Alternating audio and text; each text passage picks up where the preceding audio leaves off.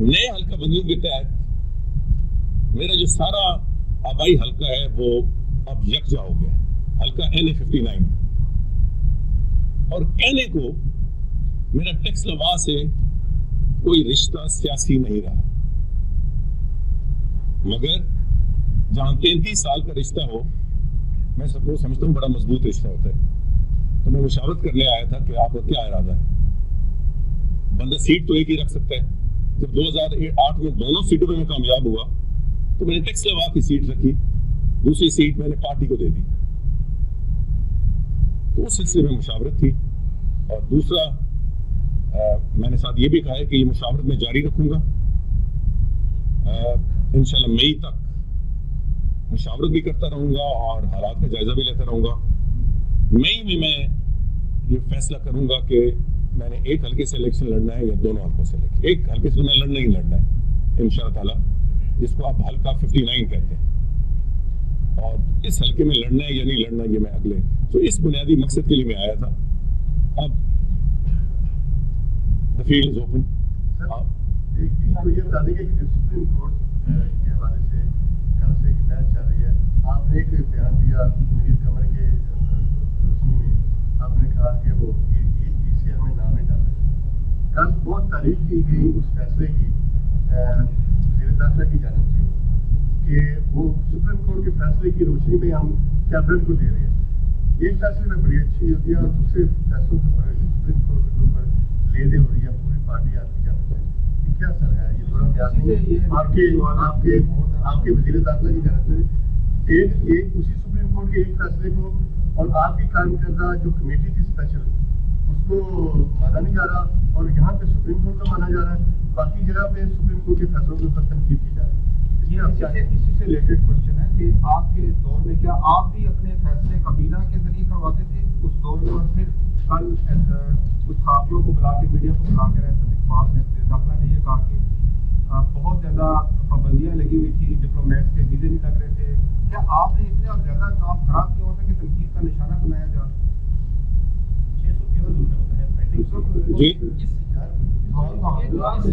बड्डी साहब मैं सर ये कह रहा हूँ कि उन्होंने ये कहा है कि शायद जो केसेस थे ECR में डालने के हवाले से वो पेंडिंग पड़े हुए थे, और अब मैंने आके उसको सारा देखा आके, तो मैंने वो कैबिनेट को भिजवाया। तो which is the right forum जो आपने कंस्टिट्यूट किया था, जो कमेटी आपने बनाई थी, और आपने खुद ही कल फरमाया कि इख्तियार जो था वो महदूद था पहले, उसको आपने एलेबोरेट किया और एक अच्छे अंदाज में चलाने की कोशिश की। अभी जी इसी में मैं भी थोड़ा सा काम करूंगा कि कल आपने जो बयान दिया वहाँ पे उसको नशर किया गया, जो वो सर तोड़ मोड़ के किया क्या है उसकी आप वजाहत फरमाएंगे कि आपने जो कहा वही नशर किया गया या उसके बरअक्स जो है वो नशर किया गया है? पहले मैं आपके सवाल का जवाब दे दूं।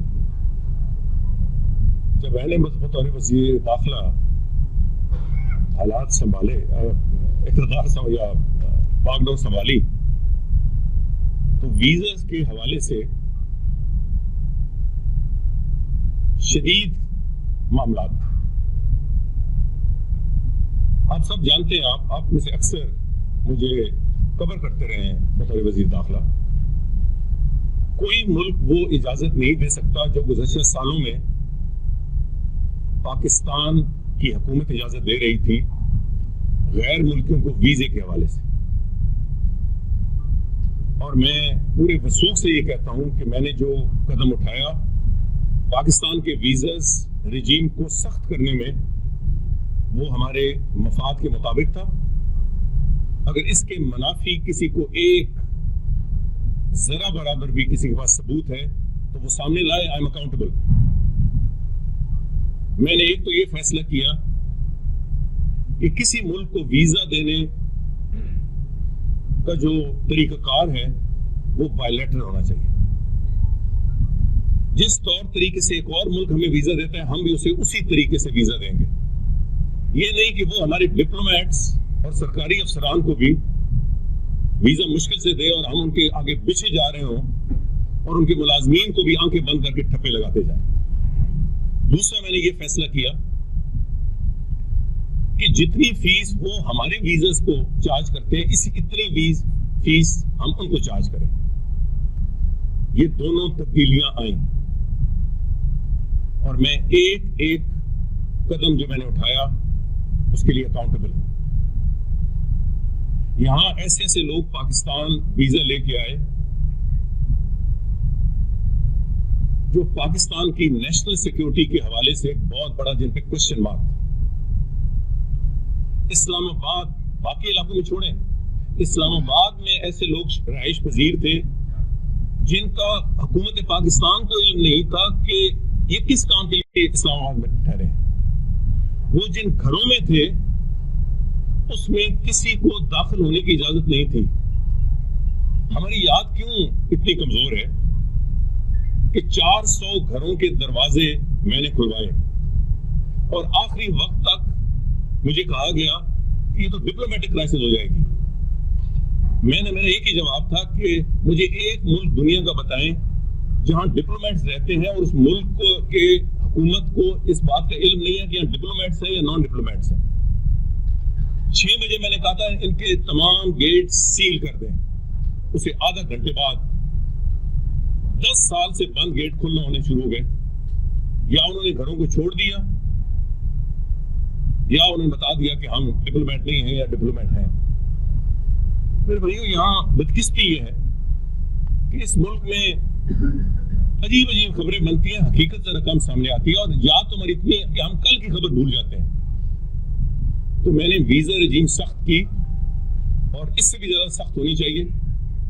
और अगर कोई मुझे जो इक़दामात बतौर वज़ीर दाखिला मैंने उठाए कोई चैलेंज करना चाहता है तो उसके लिए पब्लिक फोरम मौजूद है या कोई अदालत मौजूद है। जहां तक दूसरे इशू का ताल्लुक है, देखिए असेंबली में किसी और माहौल में बात हुई। असेंबली में अपोजिशन की तरफ से यह कहा गया कि कोई पॉलिसी नहीं है ईसीएल की। यह कहा गया कि ये तो गैर जमहूरी दौर में ये ऑर्डिनेंस आया था ईसीएल का, ये बिल्कुल सिलेक्टिव पॉलिसी है। इसके जवाब में जो हमारे पार्लियामेंट्री सेक्रेटरी थे उन्होंने खड़े होकर कहा कि नहीं, हमारी पॉलिसी मेरिट की पॉलिसी है। जब उन्होंने मेरिट की पॉलिसी कहा तो वहां तमाम अपोजिशन ऊंचे ऊंचे हंसने लग पड़ी और उनसे बहुत सारे और सवालात किए। मैं बुनियादी तौर पर पार्लियामेंट्री सेक्रेटरी की हमायत में उठा और एक दफा फिर मेरी तकरीर जो मैंने असेंबली में की वो जरा फिर देखें। मैं नहीं कहता कि किसी ने मिस रिपोर्टिंग की है या किसी ने उसको गलत रंग दिया है। मैंने वहां एक ये कहा कि पॉलिसी है। 2013 से पहले पॉलिसी नहीं थी, 2013 में हम पॉलिसी लेके आए। उससे पहले कई मियां बीवी का झगड़ा होता था जिसकी सिफारिश मिनिस्टर ऑफ इंटीरियर के पास होती थी तो दूसरे को ईसीएल पे डाल करवा देता। इख्तियार सेक्रेटरी और मिनिस्टर के पास था। मैंने बतौर वजीर दाखिला आके इसको डीरेगुलेट किया, इसको एक कानूनी इसको शक्ल दी। इख्तियार वजीर से सेक्रेटरी से लेकर एक कमेटी के जिम्मे किया, हेडेड बाय अनरिस्टेड सेक्रेटरी। उसको मुकम्मल तौर पे पावर दी। उन्होंने कहा कि चंद इदारों की तरफ, हुकूमती इदारों की तरफ से जो रिकमेंडेशंस आए हमें ईसीएल पे बाय एंड लार्ज डाल देना चाहिए। आला अदालतों, हाई कोर्ट और supreme court, NAB, FIA, high level security agencies, intelligence agencies, वो टेररिज्म के हवाले से, जनरल हेडक्वार्टर्स, क्योंकि बहुत सारे फौज से, एयरफोर्स से, नेवी से भागते हैं या नौकरी करते करते बाहर जाते हैं बगैर इजाजत के, बाहर नौकरी करते हैं। ऐसे लोगों को एहसास, इदारों में काम करने वालों को बाहर जाके नौकरी की इजाजत नहीं है जब तक वो पेरेंट इदारे से परमिशन न मांगे। तो ऐसे लोगों, ऐसे जो भी रिकमेंडेशंस आए आप ईसीएल पे डालें। Federal government, FTR, banking courts, ये एक मजमूई तौर पे। मगर अगर आप इत्तेफाक नहीं करते किसी तो reduce it to writing and share it with the department concern. मैंने ये सारी चीजें कल बताई और मैंने कहा कि पॉलिसी है और ये तरीकाकार है। और हर केस में जहां मिनिस्ट्री इत्तेफाक या ये कमेटी इत्तेफाक नहीं करती, उसके रीजंस इन राइटिंग मौजूद होते हैं मिनिस्ट्री में। जहां कमेटी के पास ये केस नहीं आया, ये कमेटी ने फैसला नहीं किया, उसका जिम्मेदार, उस फैसले का जिम्मेदार कोई और होता है, ये मैंने कहा। और कौन होता है, या सेक्रेटरी या मिनिस्टर। तो बात ये हो रही थी कि कौन जिम्मेदार है, तो या कमेटी जिम्मेदार है या सेक्रेटरी या मिनिस्टर। जो कमेटी है उसका तो रिटन ऑर्डर्स होने चाहिए, अगर नहीं है तो पार्लियामेंट पूछताछ करे। मैंने ना मियां नवाज शरीफ के केस की बात की, ना मैंने दूसरे केस की बात की। हाँ, मैंने ये जरूर कहा कि जो आप डाइकोटमी की बात कर रहे हैं वो तो क्लियर होना चाहिए उस कमेटी की रिपोर्ट पे। उसके बाद पार्लियामेंट्री सेक्रेटरी मेरा शुक्रिया अदा करने आए कि आपने मुझे हेल्प किया, तो मैंने उसे कहा आप पूछ लें। मैंने उसे कहा कि आप जो कमेटी की रिपोर्ट है, और वो पब्लिक रिपोर्ट है, सीक्रेट रिपोर्ट तो नहीं होती। अगर एक कमेटी अग्री न करे नैब से या FIA से या किसी और महकमे से, तो it reduces it's views in writing and it shares it with that department. मैंने कहा कि उससे वो रिपोर्ट लें और शेयर कर दें पार्लियामेंट को, पब्लिक है रिपोर्ट है कि ये वजूहात है, आपको अपने सर पे लेने की जरूरत ही नहीं है। अगर कमेटी के नहीं तो फिर या सेक्रेटरी ने या मिनिस्टर ने किया होगा, वो आके एक्सप्लेन कर दे। बात तो ये है। So I try to help the parliamentary secretary. उसका जो एक इम्पैक्ट दिया गया वो मुनासिब सेक्शंस ऑफ द प्रेस, सारे प्रेस ने ठीक रिपोर्ट किया है। सेक्शंस ऑफ द प्रेस मेरी सही तकरीर का जो मतलब है वो समझ नहीं सके। अच्छा सर, अगर एक जान के मान हो, एक चीज़ आपसे ये पूछनी है कि जो सदर का इंतखाब हुआ पार्टी का या दीगर जितनी भी चीज़ें हैं, उसमें आप नज़र नहीं आ रहे पार्टी के अंदर। आप समझते हैं कि ये आप क्यों नहीं जा पा रहे? आप नून लीग में हैं या नहीं? अगर एक क्लियरली चीज़ पता लग जाए, क्योंकि कई क्या सराइयाँ हैं, और अगर हैं तो आप समझते हैं कि पार्टी के अंदर अगर आप पार्टी सरबराह हो तो अगर आपके बुलाने पे या एक आपका अहम तरीन लीडर जिस तरह आप है वो ना जाए, तो ये नहीं लगता कि पार्टी के अंदर एक पार्टी आपको इन्विटेशन नहीं आया, ये भी क्लियर कर दें कि आपको बुलाया जाता है, आप खुद नहीं जाते, ये भी क्लियर। जैसा तो एक कन्वेंशन हुआ था, जब भी रावलपिंडी में कोई अहम इवेंट हुआ उसमें हमेशा आप गए भी हैं, लेकिन इस दफा आपकी पिक्चर नहीं लगी। क्या किसी बड़े ने कहा गया या लोकल किसी इंतजामिया ने आपकी पिक्चर भी वहाँ पर भेजा की?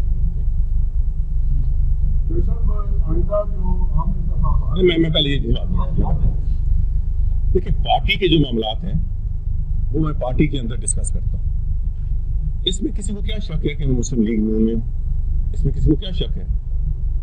किसी मीटिंग में मैं गया हूँ या नहीं गया हूँ? एक मैं आपसे थोड़ा सा इख्तलाफ नहीं, थोड़ी सी वजाहत करूंगा। मैं लोकल कन्वेंशन में कभी नहीं गया। मुझे एक कन्वेंशन बता दें जहां मैं गया हूँ। मियां नवाज शरीफ का इलेक्शन हुआ बतौर सदर, मैं वहां मौजूद था। असेंबली में उनके इलेक्शन का वोट आया, मैं मौजूद था। किस जगह मैं गया, किस जगह मैं नहीं गया, ये कुछ पार्टी के मामलात हैं। मुझे कहाँ बुलाया गया, कहाँ नहीं बुलाया गया, मेरा मौक़िफ़ क्या है, मेरी पार्टी की पॉलिसीज के बारे में तहफ़्फ़ुज़ात क्या है, वो मैं इधर तो बात नहीं करूंगा, वो पार्टी के अंदर करूंगा। और उनमें से जो चीजें मैंने पब्लिक करनी है वो करूंगा। बहरहाल अब इन सारी चीजों के लिए आप इस हद तक मुतमिन हो कि सारी चीज की वजाहत का वक्त बहुत करीब आ चुका है। बहुत बात हो रही है, लोगों के अंदर कंफ्यूजन है। आइंदा जो आप इंतखाबात में आपका पाकिस्तान मुस्लिम लीग नून के अंदर कलीदी रोल होगा, या आप एक आज़ाद उम्मीदवार की हैसियत से अपने इलेक्शन कंटेस्ट करें, इसको क्लियर कर सकते?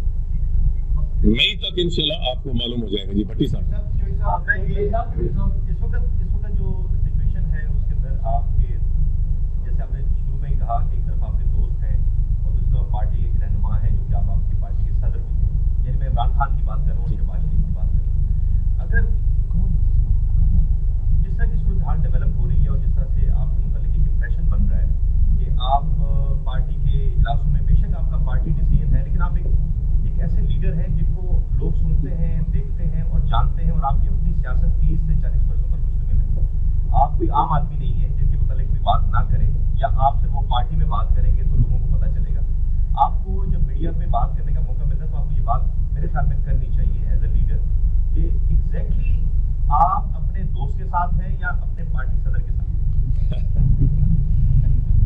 भट्टी साहब, एक तो मुझ में कोई इबाम नहीं है, मैं एक आम आदमी हूँ, हम सब आम आदमी हैं, ये अल्लाह ताला की देन है और हमें आम आदमी रहना चाहिए।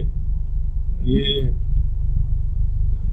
पाकिस्तान के अवाम की मेहरबानी है कि हमें मुख्तलिफ सीटों में बिठा देते हैं, आपकी मेहरबानी है कि हम हमारे बयानात की तशहीर कर देते हैं। मगर जैसे मैंने गुजारिश की कि मैं मुस्लिम लीग नून में हूँ, जो मामलात पिछले चंद महीनों से चल रहे हैं, मैंने हर चीज को बड़ी खामोशी से हैंडल किया है। इससे ज्यादा और खामोशी और क्या हो सकती है कि मैंने काबीना में आने से माजरत कर ली, मैं अपने हलके तक महदूद हो गया और मैंने कोशिश यही की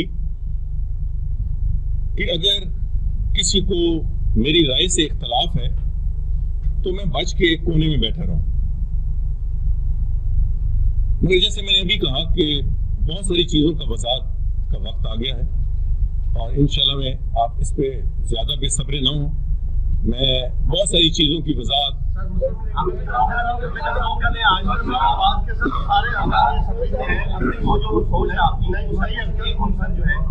सामने आना चाहिए, बहुत जल्द आएगा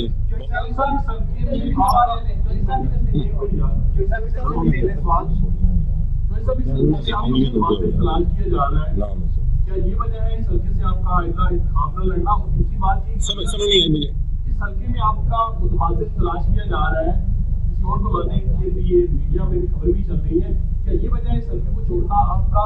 और दूसरी बात ये है कि मियां साहब का बयानिया और आपका बयानिया जो है वो एक है या नहीं है? यार एक करे ना खुदा, नहीं इस तरह सर एक सर्वे भी करवाया गया अभी हल्के में, जी मेहरबानी, नहीं हो गया ना, हो गया यार, हो गया। इस हल्के में आपको मुतबादिल तलाश जो लोग कर रहे हैं, मैं इंशाल्लाह वो बड़ा बोल नहीं बोलना चाहता, उनकी तो जमानत जब्त होगी, नंबर एक। नंबर दो, जिन लोगों ने सर्वे इस हल्के का कराया वो सिर्फ टेक्सलाबाद का कराया, उसके जरा एदाद शुमार आप देख लें। सो ये फैसले अल्लाह ताला फरमाते हैं और इस मुल्क के अवाम, मेरा इस हल्के से 33 साल से ताल्लुक है, यहाँ मुस्लिम लीग की एक ईंट मैंने रखी है।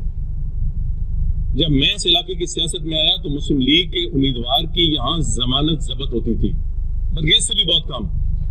मैं 70 के इलेक्शन की बात कर रहा हूँ, जो आखिरी इलेक्शन हुआ, उसके बाद 85 का हुआ। सो मेरा ख्याल है कि इसमें हमें कोई ज्यादा परेशान होने की जरूरत नहीं है। मैं किसी वजह से नहीं, सिर्फ इस वजह से कि मेरा जो आबाई हल्का है वो अलग हो गया है और एक मजबूत हल्का बन गया, मैं इसलिए हल्के में आया हूँ।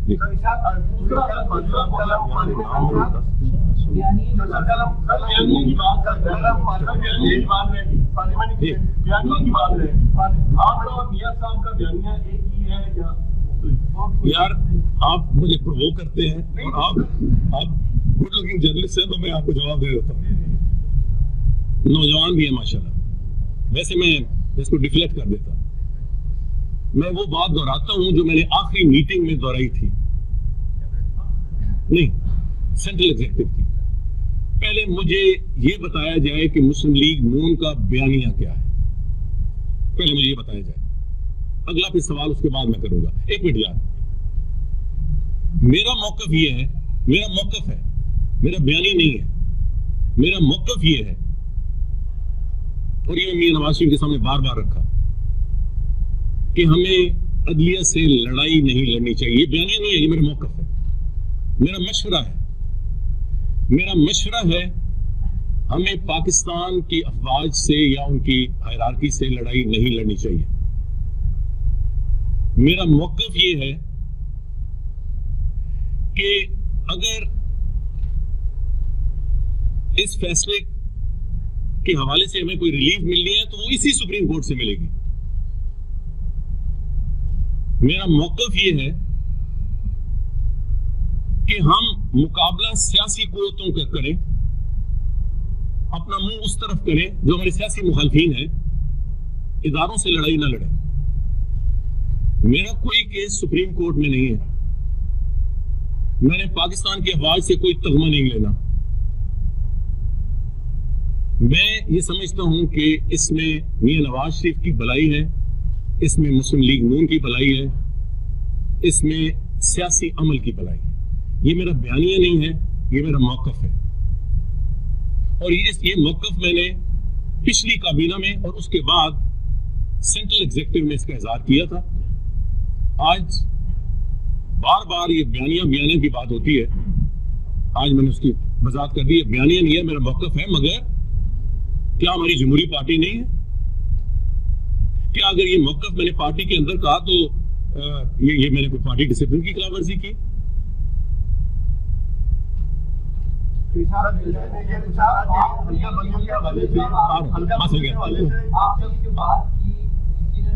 पार्टी के अंदर थी, लेकिन इसके बरक्स हमने देखा कि मियां नवाज शरीफ के जलसों में उन्होंने कहा मैं बागी हूँ, मैं बगावत की तरफ जा रहा हूँ।